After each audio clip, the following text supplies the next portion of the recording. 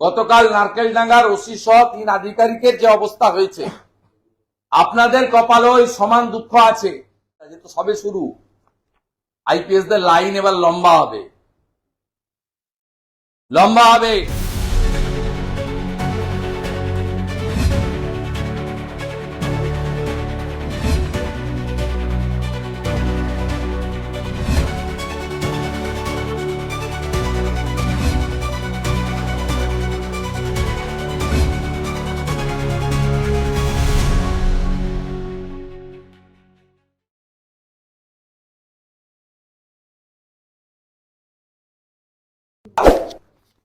আক্রান্ত হয়েছেন একজনের নাম নিখিল রঞ্জন দে।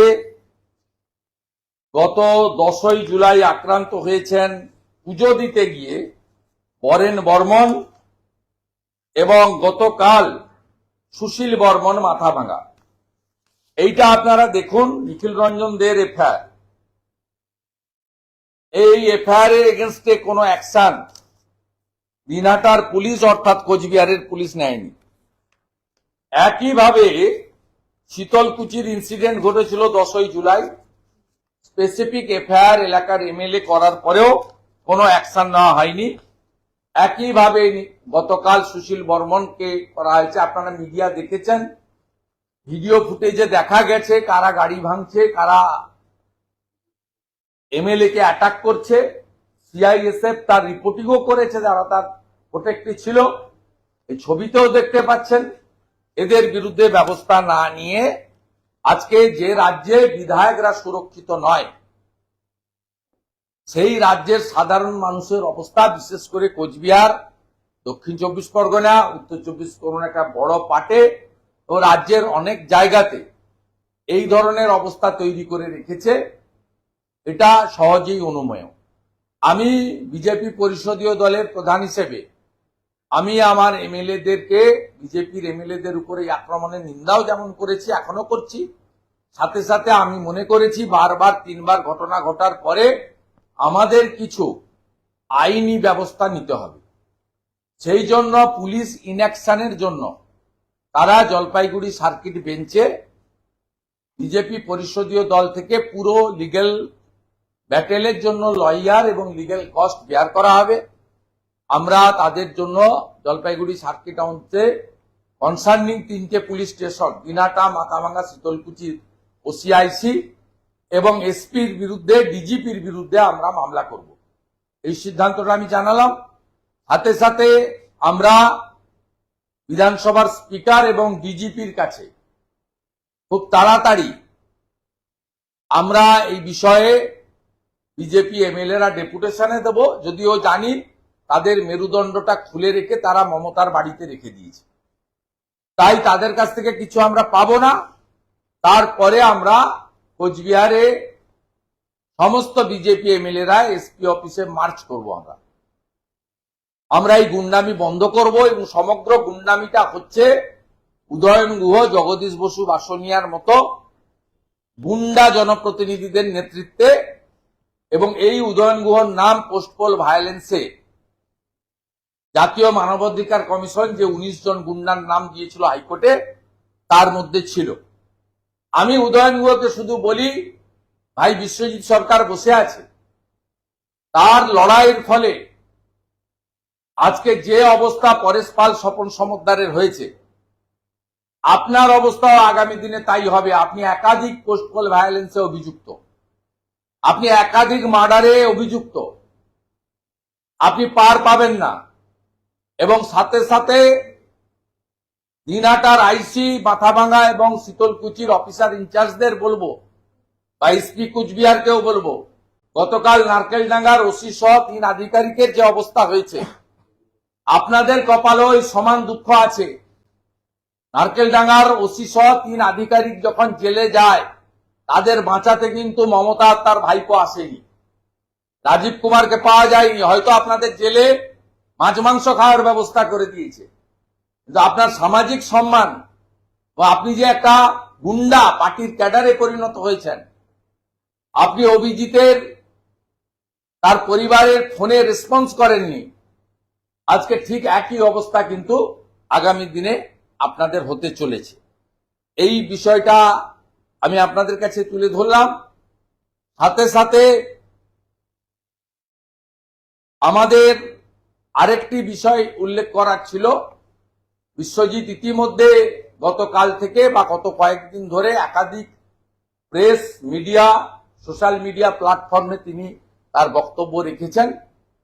এই ভাইয়ের একক লড়াই এবং আত্মসমর্পণ না করা লড়াই, এর কাছে বহুভাবে তৃণমূলের নেতারা, যাদের কাছে আনলিমিটেড টাকা আছে, যাদের মুখ্যমন্ত্রী কোথায় কোথায় চাকরি দেন, মদ খেয়ে মারা গেলেও টাকা দেন, তৃণমূলে মরে গেলেও চাকরি, এর কাছে একাধিক চাকরির অফার ছিল। আমরা কিচ্ছু দিতে পারিনি, ওর চাওয়াও নেই কিছু। ও কমপ্লিট যে লিগ্যাল ব্যাটেলটা করেছে, সিবিআই কে বাধ্য করিয়েছে সাপ্লিমেন্টারি চার্জশিট দিতে, এবং এর লড়াইয়ের ফলেই সিবিআই লড়ে বসেছে। এর লড়াইয়ের ফলেই বীরভূমের সদাইপুরে যারা বেল পেয়েছিল তাদের বেল ক্যান্সেল করিয়েছে সিবিআই গিয়ে সুপ্রিম কোর্টে। আমরা মনে করি বিশ্বজিৎ হচ্ছে এই লড়াইয়ের একটা প্রেরণা। আজকে ঠিক যেভাবে ডাক্তার বোনের বাবা এবং মা লড়ছে, আমার বিশ্বাস তিনিও ঠিক একইভাবে। আমি সেদিন নবান্ন অভিযানের প্রস্তুতিতে বলেছিলাম যে বিশ্বজিতের লড়াই দেখে আমরা উৎসাহিত যে ডাক্তার বোনের বাবা মার এই হারমানা লড়াই তো তিনিও জিতবেন। তাই আজকে নারকেলডাঙ্গার ওসি সহ 3 জন গ্রেপ্তার হওয়ার পরে এই বাংলার যারা চটিচাটা এবং গুন্ডা দাঁড়িয়ে গেছেন, তোলাবাজ গুন্ডা, পুলিশ, ওসিআইসিরা, এসপিরা, তাদেরকে একটা হুঁশিয়ারি দিতে চাই, আপনাদেরকে কেউ বাঁচাতে পারবে না। 57টা মার্ডার, 12,000 ইনসিডেন্টের এফআইআর, 1 লক্ষ লোককে ঘরছাড়া করা, এর হিসাব জবাব অভিজিৎকে দিয়ে শুরু হয়েছে। বিশ্বজিতের লড়াইতে আমরা এর শেষ দেখে প্রত্যেকটা কেসে থাকব। তাই পশ্চিমবাংলায় যারা এখনো 21শে জুলাই ডিমভাত উৎসবে গাড়ি জোগাড় করছেন পুলিশের লোকরা, পূর্ব মেদিনীপুরের ডিএম তো 200 বাস ভাড়া করে দিয়েছে তৃণমূলকে, সব জেলাতে করছে। এদের বলবো আপনাদের ট্যাক্সের টাকায় বেতন দেওয়া হয়। আগে সিআরপিসি আইপিসির বলতাম, এখন বিএনএস এর অন্তর্গত ভারতীয় সংবিধান মেনে কাজ করুন। আর দ্বিতীয়ত আইপিএস দেরকে একটা বার্তা দেওয়ার জন্য আমি আজকের এই প্রেস কনফারেন্স করেছি। আরেক কীর্তিমান ভাইপোর এসপি সৌম্যদীপ ভট্টাচার্য, তিনি হাইকোর্টে মুচলেখা দিয়েছেন 2 দিন আগে, ক্ষমা চেয়ে, আনকন্ডিশনাল অ্যাপোলজি। অভিযোগটা কি? দুটো সমবায় সমিতির ভোটে নন্দীগ্রামে তৃণমূল হার সুনিশ্চিত বলে তৃণমূলের কথায়, আইপ্যাকের কথায় ভোট বন্ধ করেছিলেন। শেয়ার হোল্ডাররা এবং কন্টেস্টিং যারা সমবায়ের ক্যান্ডিডেট তারা হাইকোর্টে এসেছিলেন।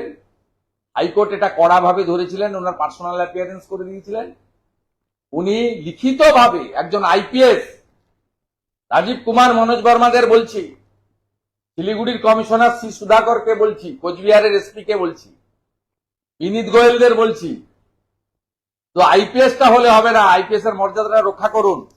রুল 6 পরিষ্কার বলা আছে, পলিটিক্যাল নিউট্রালিটি মাস্ট।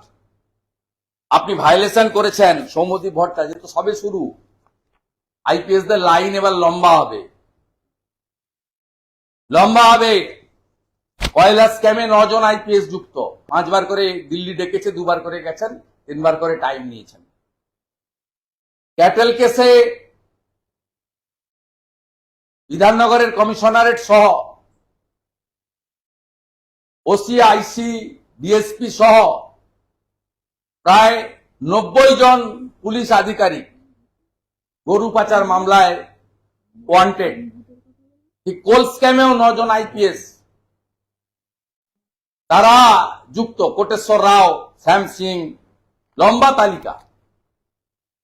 আপনাদেরকে খুব সাবধান করে দিচ্ছি যে আপনারা যেভাবে রুল 6 ভায়োলেশন করছেন, সৌম্যদীপ ভট্টাচার্য ধরা পড়েছে, আপনাদেরও আগামী দিনে কিন্তু আইনের বাইরে আপনারা যেতে পারবেন না, আর আমরা সে কাজটা করব।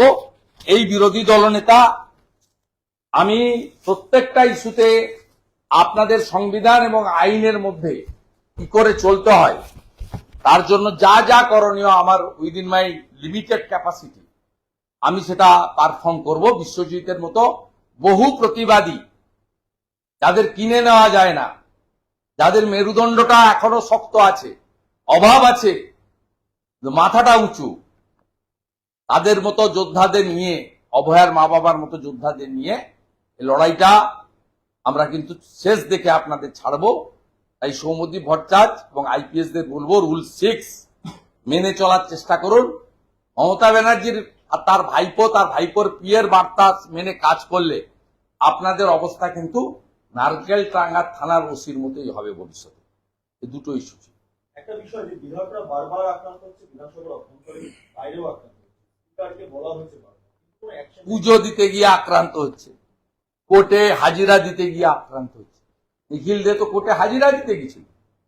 পলিটিক্যাল মিছিল, ক্লাস, ভোট তো অন্য জিনিস। পুজো দিতে গেছে, গুরু পূর্ণিমার দিন পুজো দিতে দেবে না। এদের সঙ্গে জনগণ নেই। এই জন্যই তো ভারত সরকার বিরোধী দলের বিধায়কদের, ইনক্লুডিং নওশাদ সিদ্দিকী, তিনি হাইকোর্ট গেছিলেন, কেন্দ্র সরকার অবজেকশন করেনি। সব বিরোধী দলের এমএলএদের, শুধু বিজেপি নয়, মমতার পুলিশের দ্বারা আক্রান্ত হবেন বলেই, পুলিশ কিছু করবে না বলেই ভারত সরকারের গৃহমন্ত্রক সেন্ট্রাল প্যারামিলিটারি ফোর্স দিয়ে রেখেছেন। তাদেরও লিমিটেড স্কোপ, তারা তো চাইলেই গুলি চালাতে পারেন না, দুটো তিনটে করে লোক থাকে। এরা 20 জন 30 জন, অত্যন্ত সামনে সবই টিভিতে দেখছেন, 3টে এমএলএ পশ্চিমবঙ্গের অ্যাটাক হলো তাদের নিজের হোম জেলাতে, এবং অ্যাপলিটিক্যাল রিজনে। কেউ কোর্টে গেছেন, কেউ রাস্তায় দিয়ে যাচ্ছেন, এমএলএ তার জনসংযোগ, কেউ পুজো দিতে গেছেন গুরু পূর্ণিমার দিন। তাই এখানে সাধারণ মানুষের নিরাপত্তা কথা, তাদের সঙ্গে 3টে করে সিআইএসএফ থাকার পরেও, TV, media, camera, Facebook live সবকিছু থাকার পরেও যদি অ্যাটাক হয়, তো তারপরে এফআইআর যদি এক্সিকিউশন না হয়, আমরা পুলিশ ইনঅ্যাকশনের মামলা 3 জনকে দিয়ে করাবো, ও BJP legislative party will provide all type of legal support. এরা কিন্তু স্পিকার কোনো ব্যবস্থা নেয়নি, নেবে না, স্পিকার কেন ব্যবস্থা? তাহলে আপনি যাবেন স্পিকারের সঙ্গে? উনি রোহিঙ্গাদের বলছেন বাংলাভাষী, যে উড়িষ্যাতে করেছেন। তালিকা চাইলাম আমরা, আমি টুইট করে বললাম তো তালিকা প্রকাশ করুন, পারলেন না, তো মমতার ভাষায় কথা বলছে। আজকে একটু আগে একটা দেখলাম যে 21শে জুলাই নিয়ে কোর্ট বললেই মানতে হবে। কোর্টকে মানে না এরা, জুডিশিয়ারি আপনার সংবিধানের বড় স্তম্ভ, তাকেই মানে না। এই যে ডেসপারেট অ্যাটিটিউড, আপনি কার কাছে যাবেন? তবে নারকেলডাঙ্গা থানার ওসির মতো এদেরও অবস্থা হবে। পরেশ পালেরদের মতো ছুটাছুটি করছে, এদের অবস্থা এইরকম। যদি লড়াই করার লোক থাকে, আমরা সব লড়াইতে জিতব। লড়াই করার লোক দরকার। শুভেন্দুদা, বেলার পর থেকে দেখাচ্ছে যে উড়িষ্যার পুরীতে একটা ঘটনা ঘটেছে, সেটা হচ্ছে একজন মহিলা রেপ করেছে, এবার গায়ে আগুন দিয়েছে, এইমসে রয়েছে, অবস্থা খুব খারাপ।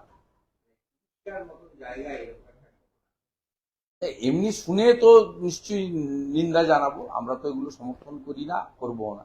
বাকিটা আমাকে জেনে বলতে হবে। পুরীর এমপি আছেন সম্বিত পাত্রজি, আমি কথা বলে জেনে বলবো, জানি না আমি। তৃণমূলের নেতা-মন্ত্রীরা দুর্নীতির দায়ে তারা জেলে যাচ্ছে, কেউ কেউ দেখা যাচ্ছে অসুস্থতার ভান করে এসি রুমের মধ্যে হাসপাতালে কাটাচ্ছে। এটা আগেও অনেক নজির আছে। এটার জন্য দায়িত্ব চোরেদের রানী মমতা ব্যানার্জি। যা টাকা যে তুলেছে তার 75 ভাগ তো উনাকে দিয়েছে, পৌঁছে দিয়েছে।